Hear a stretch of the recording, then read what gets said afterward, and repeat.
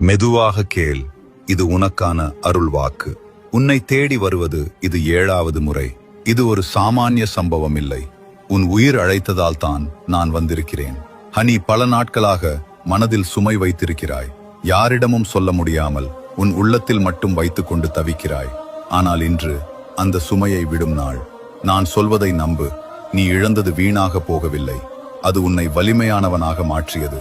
இனி வரும் நாட்களில் நீ எதிர்பார்க்காத வழிகளில் நல்லது நடக்கும். உன் வாழ்க்கையில் ஒரு புதிய தொடக்கம் ஆரம்பமாகிறது.